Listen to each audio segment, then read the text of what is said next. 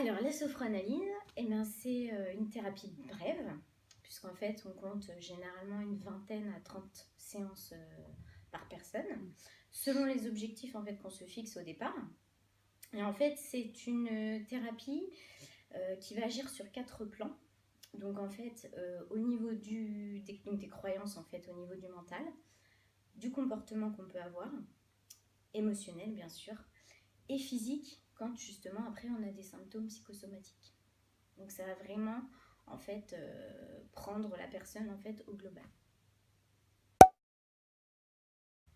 Alors en fait, le lien qui est entre les deux, c'est en fait le mot sophro qui est dans le nom, qui vient du latin en fait et qui veut dire en fait relaxation, état modifié de conscience, puisque dans les deux thérapies en fait, on met les gens en fait en séance sous relaxation.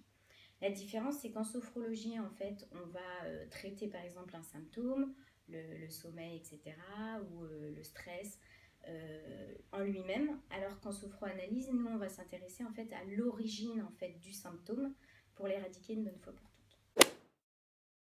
Alors j'ai travaillé une dizaine d'années dans l'esthétique et en fait à un moment ça me convenait plus puisqu'en fait j'en avais marre de soigner entre guillemets que l'enveloppe des gens et du coup j'ai voulu prendre des soins des gens mais en plus en profondeur. Eh bien elle peut aider les mamans de plein de façons puisque en fait avec la sophroanalyse on va avoir plus confiance en nous, on va être plus soi-même et être parent c'est déjà donner l'exemple donc qu'est-ce qu'on peut offrir de mieux à nos enfants. Donc c'est un passage obligatoire, sinon je ne pourrais pas aider en fait les personnes. Si j'avais des symptômes en fait miroirs ou des scénarios similaires en fait, je serais complètement prise par mes émotions et je ne pourrais pas bien aider la personne. Alors il y en a une multitude, la plupart du temps c'est le stress, la confiance en soi qui vont vraiment avoir des conséquences sur plein de domaines de la vie, mais ça peut être aussi difficulté à faire un deuil, des angoisses, des peurs récurrentes. Je traite également pour les personnes qui n'arrivent pas à avoir d'enfants. Enfin, il y en a vraiment beaucoup de choses.